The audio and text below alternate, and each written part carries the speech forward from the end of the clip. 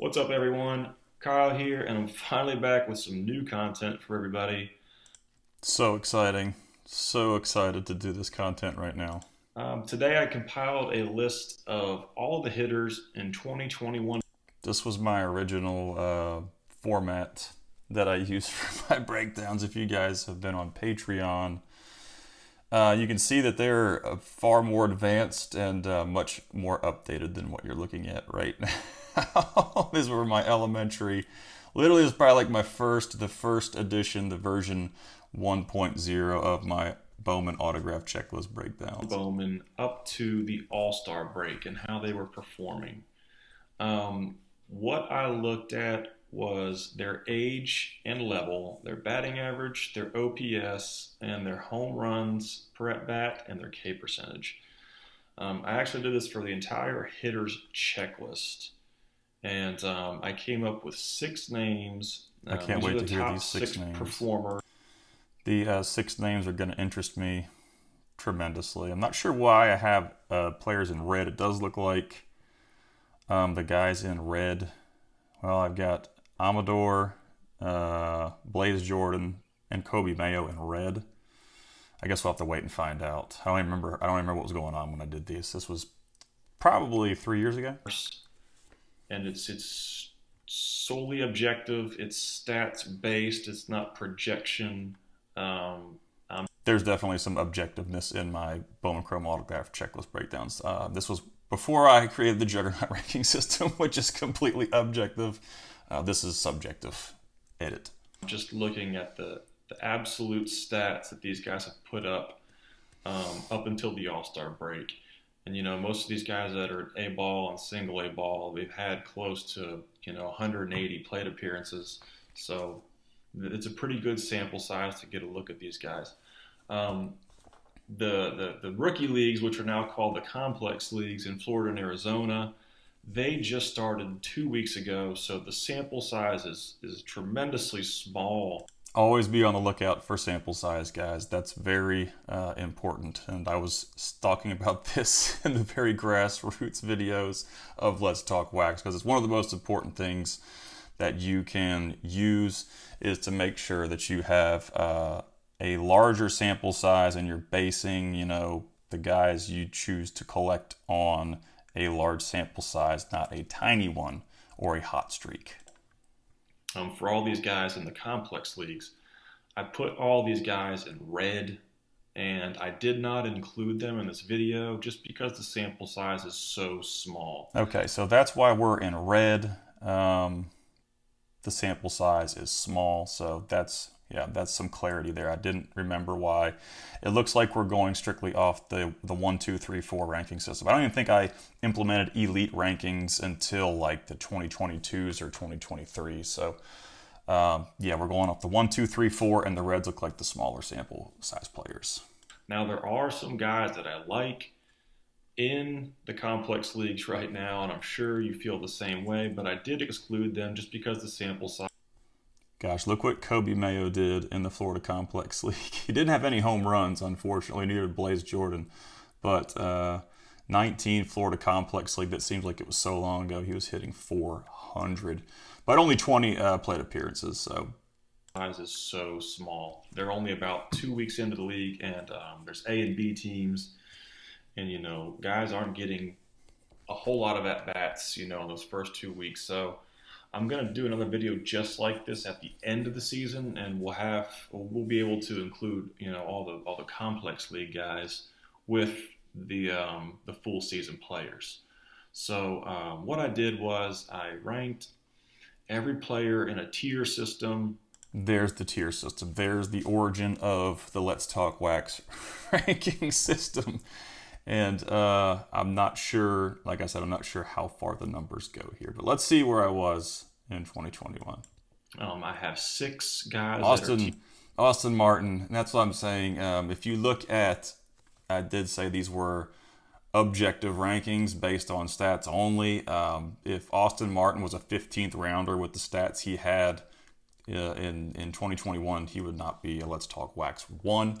He would probably be a Let's Talk Wax rank of about 2.5 or 3 if I had to grade this stat line, maybe not a 3, maybe a 2.5, probably 2.5 at the most, because he does have a poor OPS at 773, which is actually exceptionally low. 2 home runs in 161 plate appearances, not hitting for enough average to justify the lack of power. So definitely these, like I said in the beginning, are subjective. I just didn't know it yet. And like I said, Austin Martin would definitely not be a 1 in my current ranking system. And that's without even knowing what I know now about Austin Martin. Just looking at the line, like I said, 2 homers in 161 plate appearances. You can't justify that lack of power with a 273 batting average. So let's just keep going. Tier 1 right now with solely performance, not projection. There it is. There's the solely performance, not projection, which is a lie, because I just explained that. But this is so much fun. It's even more fun than I thought it would be. And I have tier 2, tier 3, and tier 4. So I'm going to take you through. There's tier 1 through 4. So 4s are going to be the worst, 1s are going to be the best. And yeah, Austin Martin is definitely not a 1. All the tier 1 guys right now. And I'm going to post this whole list on my Patreon page. I think it's like $2 a month, to get on there. And I'm going. Okay, so this was also the beginnings of my Patreon journey. I started publishing content on that, and I really do think it was like $2 to join when I first started, because I was just trying to get some people interested. It took me like 3 months to get like 4 or 5 people, and I really feel bad for those 4 or 5 people who paid $2 to see this. But back then, in 2021, I really did think that this was kind of cool content to have, and no one else was really doing it or even publishing information like this. But I am excited that my autograph checklist breakdowns and like my revisited top 10s are much more informative than what you see here. So I do feel a little more comfortable charging the $5 per month on Patreon. Now, if you enjoy my content and you'd like to help support my channel, be sure to check out my Patreon page. I'll put a link to it in the video description. Over there, you can access tons of exclusive content, including Bowman autograph checklist breakdowns for every Bowman release since 2019 that include current and career stats, a brief write-up, and Let's Talk Wax ranks for all prospects on each checklist. I also have Bowman team break guides for all releases since 2020. You can get access to my Juggernaut rankings that rank each minor league player based on specific stats with files sorted by player and by rank, so you can easily find prospects in your collection. I also have a top 150 Bowman Chrome autos list and a top 150 Bowman Chrome autos under $50 list that I update 3 times per year. You can also get early access to all my video content and articles. On top of that, we have a private Let's Talk Wax Discord server with nearly 400 members to keep you up to date on all prospecting news and information. If you want to check it out, click the link in my video description. I want to give a huge shout out to everyone who already supports me over there as we close in on nearly 1,000 members. But this is probably $2 material here, and I think after the fees, a $2 subscription only landed me like 50 cents. So I was happy with it at the time.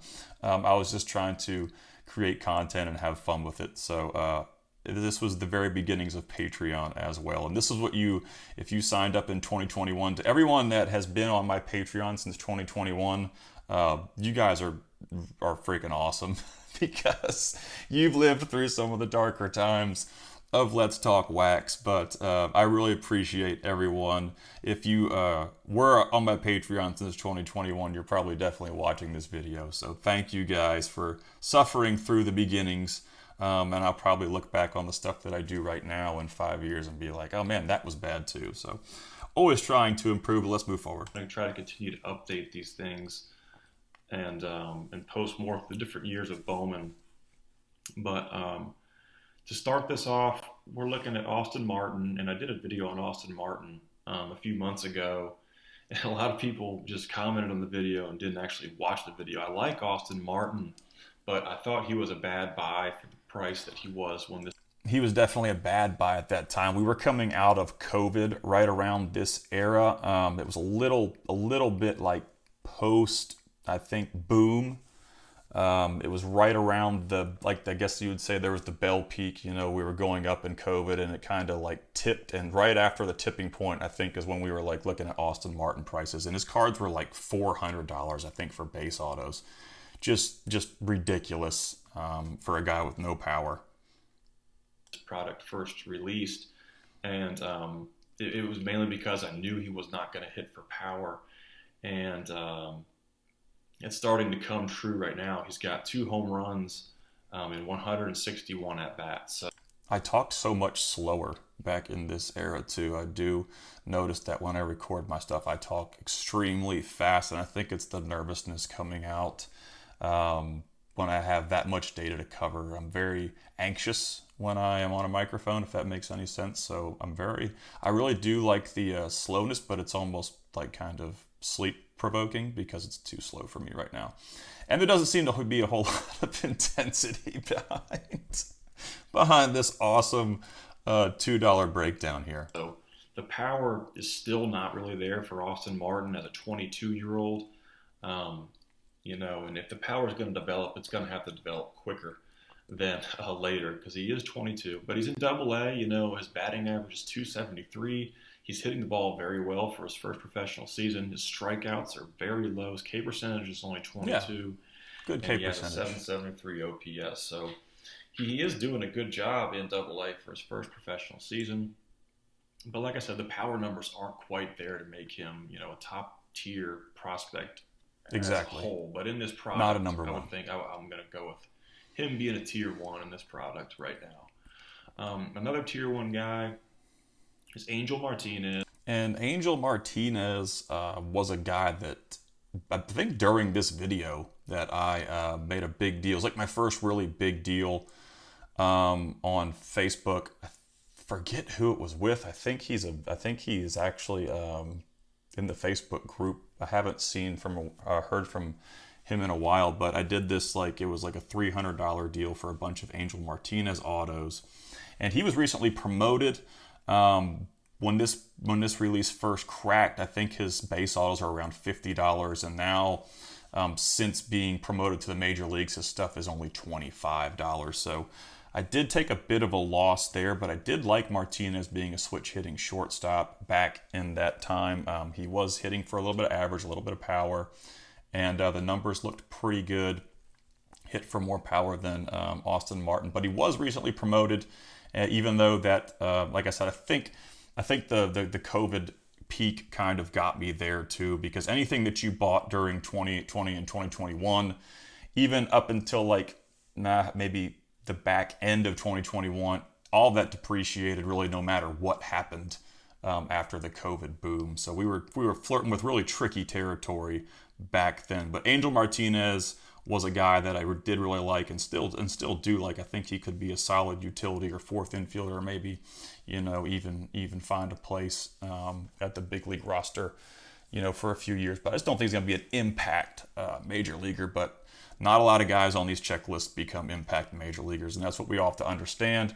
There are very small sell windows, call-up windows, and the chances of somebody that has a Bowman Chrome auto becoming a Major League Baseball superstar for more than 5 years is so extremely small. So tread lightly on your long-term collections. I have him listed as a middle infielder, but right now, he's playing as a shortstop. Middle infielder for sure. Farm system is absolutely loaded with shortstops. Angel Martinez is one of 3 Indian shortstops, well, I guess Cleveland shortstops. The Guardians. They were still in limbo of what they were going to do with the team name at this point. This was prior to them being named the Guardians. My tier 1 list for this product. He's 19 years old. He's playing an A-ball. A lot of 19-year-olds are in the complex leagues right now, but they thought so highly of him. Carson Tucker, another shortstop prospect for Cleveland, is also in the complex league, but they sent Angel Martinez up to A-ball. That was a good decision by the Guardians. He's hitting 283 with an 848 OPS. He's hit 5 home runs in 180 games as a 19-year-old. So there is some power projection there for when he grows up and fills out. And what Angel Martinez never really did physically project, and like I mentioned before, I did say at the beginning of this video that this is no projection. There's no projection bias here, and I'm here talking about projection of his physicality. and that never projected. Angel Martinez, he put on a little bit of size as far as muscle goes. You know, you can tell he lifted weights for several years, but he never really grew into this giant 6'4", you know, stud physical specimen. You know, and like I said there was no projection on these rankings, but they're definitely. What I like most about Angel Martinez is his K rate for a 19-year-old. You know, playing A-ball, he's much younger than the level, and you know is capable. Dude, check out Adinso Reyes's K rate right here in the Florida Complex League, 46%, but it's only 25 plate appearance sample size. I think he's probably on a chopping block somewhere by now. Percentage is low, so he's having quality at bat. And to add to that, my cutoff for a great K percentage on my content now is sub 20, but it's still pretty good K percentage for a 19-year-old in low A. But I've seen much better. What word am I looking for here?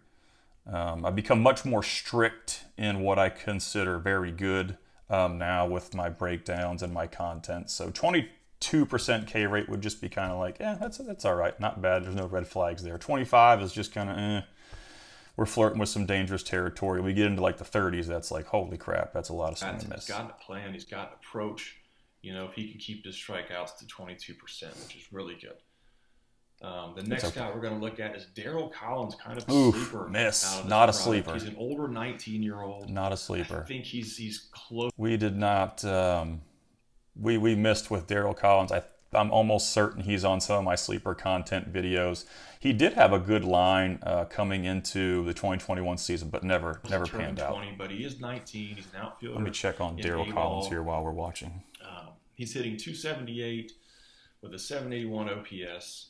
He's got 4 home runs and 176 at bats, and his strikeout percentage is extremely low. It's 16%.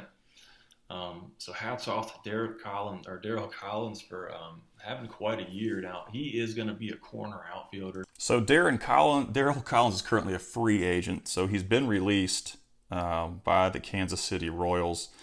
Last season he hit 244 with a .064 ISO. He hit 1 home run in 87 plate appearances. I think he may have been released about 1/3 of the way into the 2023 season. He is no longer in organized baseball. And here you can clearly see him as a number 1. So big swing and miss by Let's Talk Wax on old Daryl Collins. He is not going to play a premium position, so his bat is going to have to pick up a little slack. Never picked up any slack. He's having a great year right now. Never had another great year either. The next guy we're going to move down to is another Cleveland shortstop prospect, Gabriel Aras, and he was probably one of the big chasers in this product, you know, when it first released. He's hitting 245, but he's also 21 years old, and he's playing in AAA.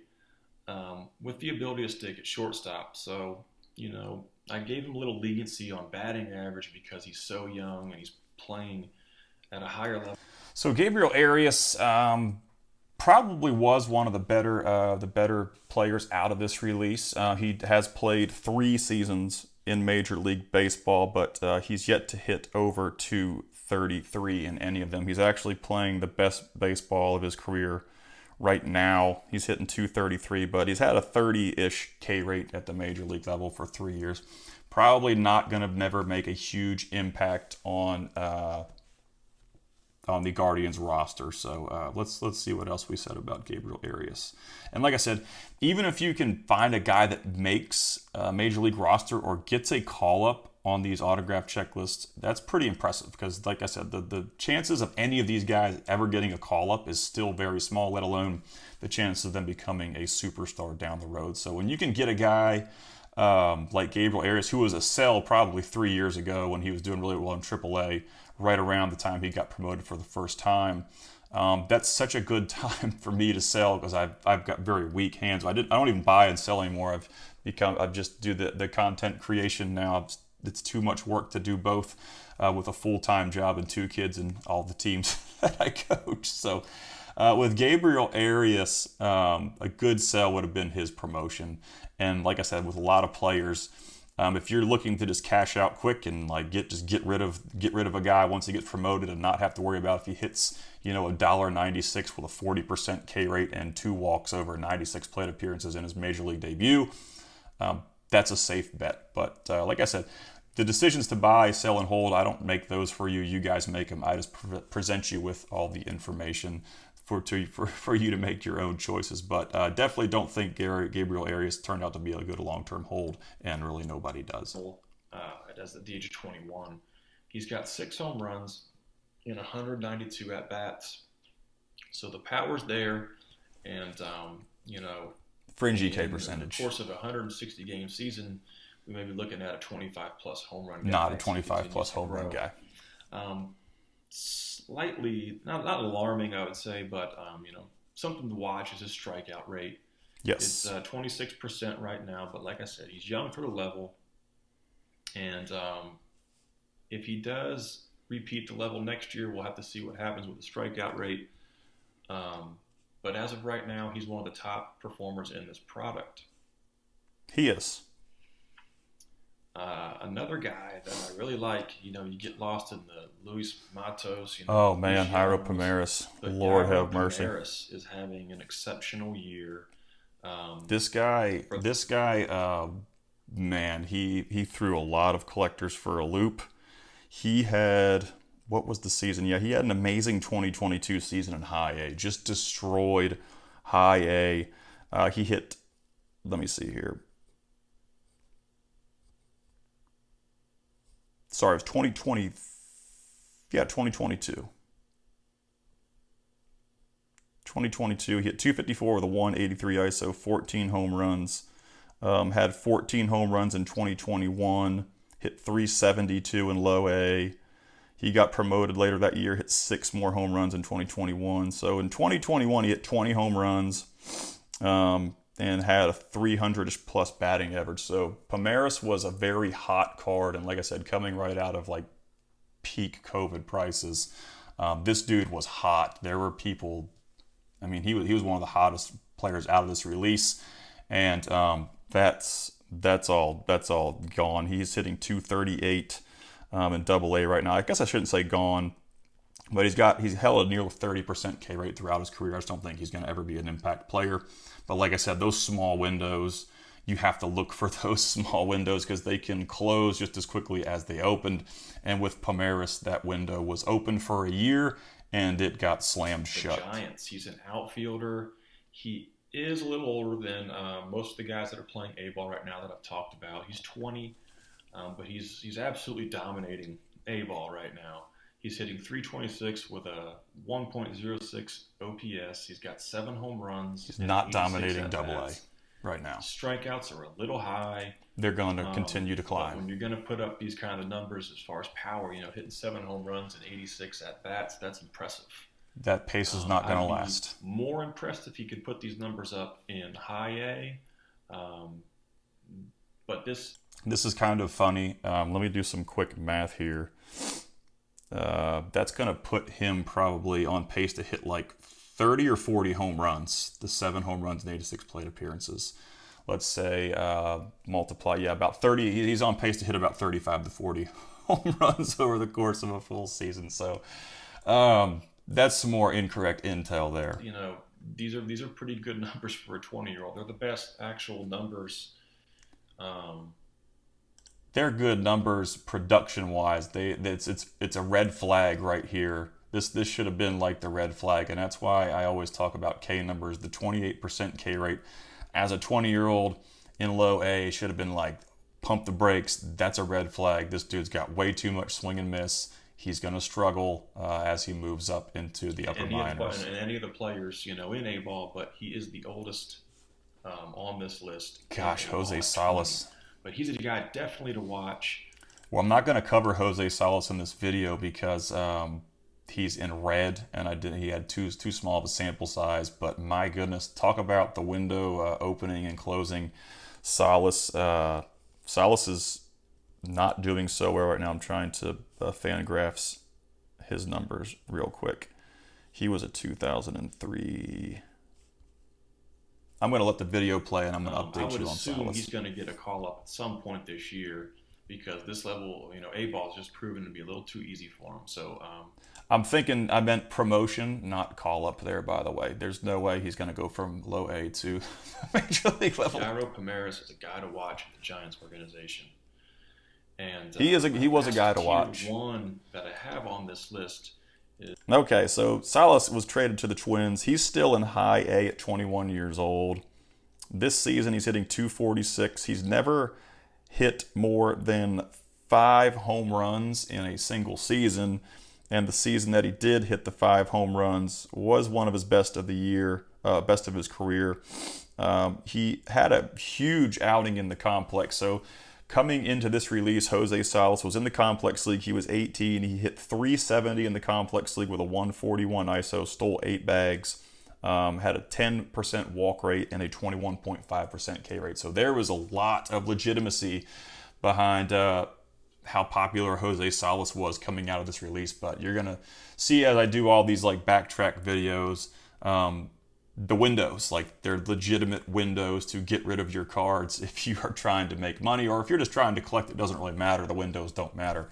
But something to definitely be aware of, because like I said, just like with Pomeres, Salas's doors, it's closed. I think his stuff, there's no way it's more than $5 right now. Is the third middle infield prospect for the Cleveland Indians is Jose Tena. Yeah, Tena and Tena. It's kind of weird that Tena, Arias, and Martinez are all in this release, and they've all made their major league debut. All 3 Guardians prospects. Arias, and just like Martinez, is very young for the level. He's a 20-year-old playing in high. And Tena he's received the second call up. He spent 34 plate appearances at the major league level last year. It was a yikes, and he's up there right now with the Guardians, but he's only had 3 plate appearances and nothing really to show for it yet. So him and Angel are kind of on the same wavelength right now. 767 OPS. He's got 5 home runs and 100. And what I didn't know back then is that a 767 OPS is really not that good. A lot of the guys that make hot sheet every month, they're looking at 900. It's usually 900 plus OPS. So the 796 OPS is kind of just like, it's all right. 97 at bats, and the strikeouts are pretty much in check. They're not in check. And Jose Tena strikes out a lot. 26% K rate as a 20-year-old in high A is not in check. And I've mentioned that before. I go for sub 20 K percentages now. I've gotten much more strict on my rankings. And like I said, Jose Tena struck out at a 38% clip in his debut last year in the major league. So the 26 got completely exploited. That K percentage is not in check. That is not okay. It's definitely something to be aware of. It's not a 30% or a 30 plus, but it is a little bit high. For a kid at that level. So he's another guy to watch.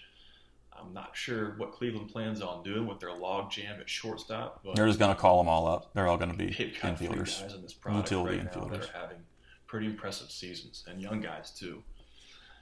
I had some tier 2 guys in here. I guess that's it for all the tier 1s. Daniel Montano, that's a no. Tier 2 guy. He's just not a tier 2 guy anymore. He's crushing A-ball. Not hitting for a lot of power, but he's hitting for average, and his strikeouts are down. But he's 22 playing A-ball, so that's why he's just a tier 2. Could possibly be a tier 3. He needs to be moved up, and he needs to see what he can do at high A. He is currently a free agent as well.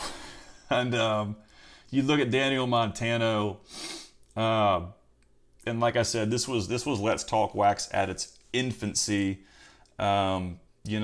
Prior to creating this, I really just ripped. Like, I would rip Bowman products, and I would just chase the headliners. I was kind of like every other average collector that just bought Bowman and said, "Oh man, look, I got a Carlos Colmenares card out of 21 Chrome. I'm rich."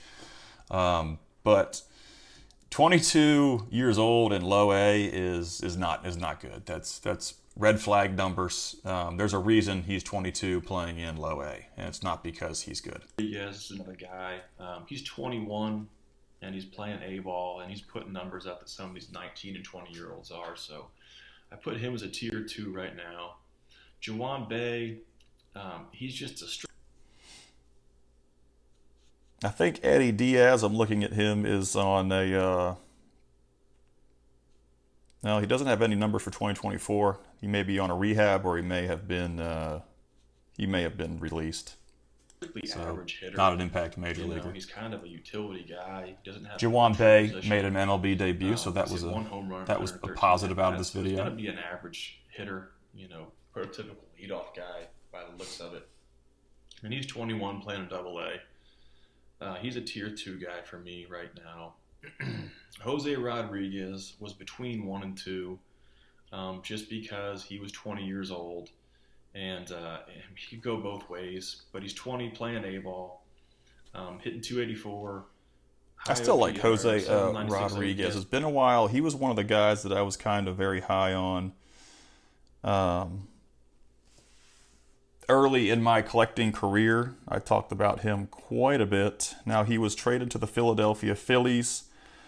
He played some with the Chicago White Sox at the MLB level. I think it was like one game, but he's with the Phillies right now. He's 23, playing in AA, hitting 265 with a 156 ISO. I thought he was going to have like a speed power look, but the power didn't really ever match up with the speed, and the hit tool was kind of just above average. So he didn't become a special player, but he had the makings of a speed tool or a speed power guy, and I think that's why I liked Jose Rodriguez so much. 8 homers, 236 at bats with a low strikeout rate, so he's hitting a lot of homers.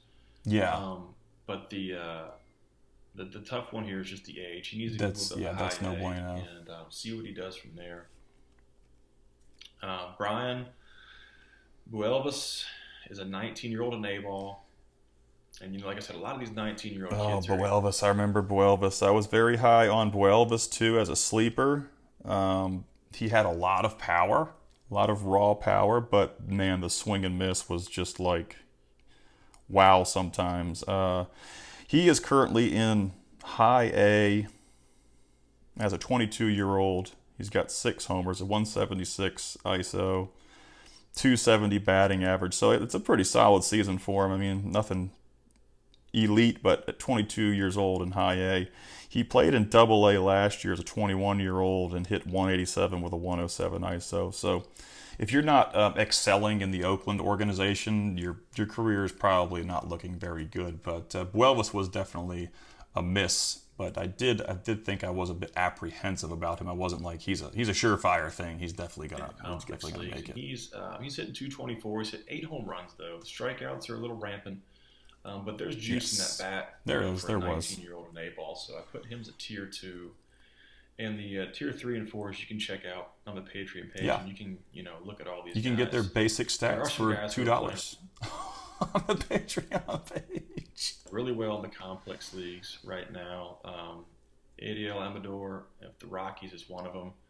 Not a whole lot of power right now, but he's young. He's 18. And he's hitting for average, so the contact's always going to be there, and he doesn't strike out a whole lot at all. Adiel still got a shot to be a legit big leaguer, I think. Destroying the complex league right now. Kobe Mayo could home runs. Be really freaking good one day. Size. Another guy that's picked up a lot of popularity. Let's see. I'm in the edge of my seat. His product is Jose Salas. Yep. I was afraid that I was going to highlight him. But the window was there. The window was there for a short time. It just closed. It's done. He's another guy who's hitting for a lot of contact. He's hitting 393. He doesn't have any home runs. Yeah, and he's not going to hit many more. But he's a shortstop in the Marlins organization that's picked up. I think he was a third baseman immediately after release too. They slid him over.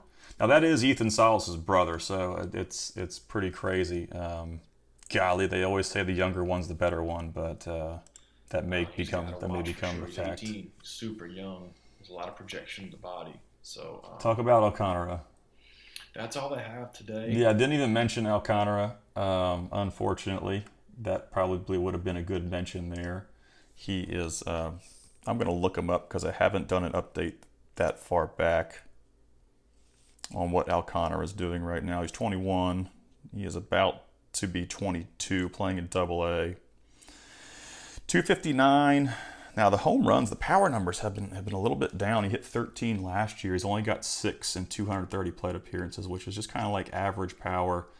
27.4 K rate. He had a 23% K rate last year in high A. So it's pretty high, but it's early. It's his first taste of a full season in Double A. He did play in some Double A last year.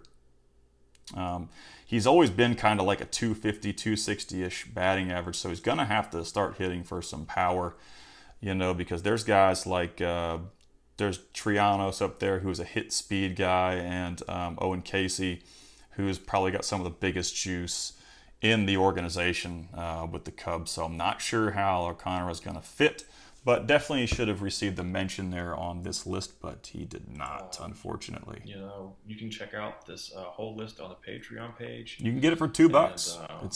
It's exemplary work here for $2. If you guys have anybody that you think I missed or anybody that you're looking for, just comment and I'll take a look at them, or any guys that you're pretty big on. And like I said, this is a projection. I know Hedbert Perez. And like I said at the beginning of the video, it was no projection, and now this is projections.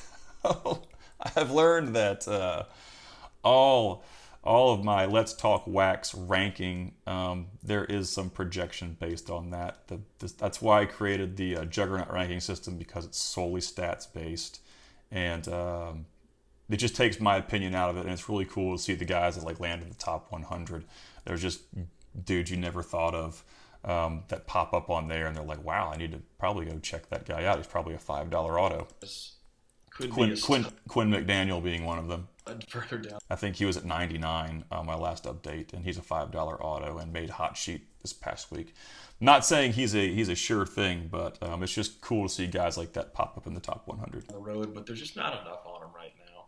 He's struggling, but he's only a couple games into the ACL as an 18-year-old, so he's horrible. All the complex league guys were left off the tier lists, and they're just in red. So Andy made a professional debut. He had a very small window. All right, have a great night. Hey, while we're here, a quick shout out to all my Patreon Level 3 sponsors. You guys rock, and you're definitely getting more for your buck than you were back in 2021 with my $2 breakdowns. If you guys enjoy this content, don't forget to subscribe and check out some of my newer stuff as well. Y'all have a great day.